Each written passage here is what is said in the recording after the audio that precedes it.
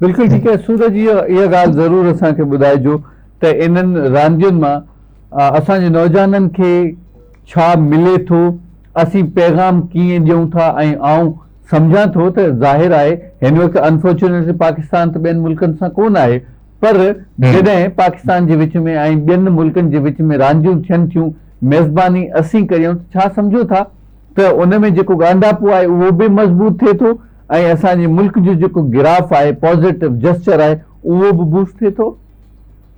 ॾिसो, हिनमें कोई शक न आहे, असांजो मुल्क जेका आहे कंहिं वक़्त में स्पोर्ट्स में घणनि मुल्कनि खां अॻियां हुयो। जीअं तव्हांखे ख़बर आहे, अॼु बि हॉकी वर्ल्ड कप्स में पाकिस्तान पहिरें नंबर ते 4 वर्ल्ड कप खटिया आहिनि। अॼु हॉकी पंहिंजी दॿा आहे, अॼु पंहिंजो मुल्क जेका आहे हॉकी में किथे बि न आहे।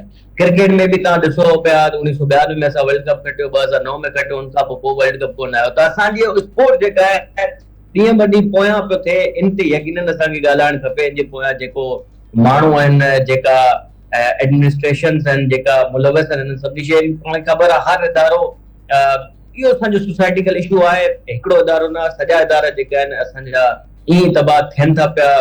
बदकिस्मती असांजे लाइ, पर पोइ बि क्रिकेट खे थोरो घणो संभाले वेठा आहियूं। फुटबॉल असांखां इलाही परे आहे। असांजे मुल्क में हिकु त नौजवाननि जे अंदरि इंट्रस्ट न आहे। उनजी बि वजह मुंहिंजे ख्याल में असांजो स्पोर्ट डिपार्टमेंट, असांजा जेका फीफा वर्ल्ड कप जे असांजी जेका बॉडी आहे, पाकिस्तान फुटबॉल फेडरेशन आहे, उन्हनि जे तरफ़ां का अहिड़ी का एक्टिविटी न आहे, का अवेयरनेस न आहे फुटबॉल जे हवाले सां। हालांकि फुटबॉल जेको आहे उहो क्रिकेट खां बि वधीक जेका इंट्रस्टिंग गेम आहे ऐं उहा सॼी दुनिया में मक़बूल बि आहे। ऐं उन सां माण्हू अगरि फुटबॉल को ॿार खेॾे थो या नौजवान खेॾे थो, एतिरो फिट हूंदो आहे, शायदि ई कोई ॿिए खेल में एतिरो फिट रही सघे। तव्हांखे ख़बर हूंदी फुटबॉल में जंहिं तरीक़े सां हुते जेका भॼंदो आहे को रांदीगर, ऐं 90 मिनट ताईं जेका आहे उहो बॉल जे पोयां हूंदो आहे, गोल करणे चकर हूंदो आहे। यानी हिकिड़ी गेम ॾाढी इंट्रस्टिंग आहे। उनमें तव्हांखे स्टेमिना खपे, उनमें तव्हांजी फिटनेस खपे।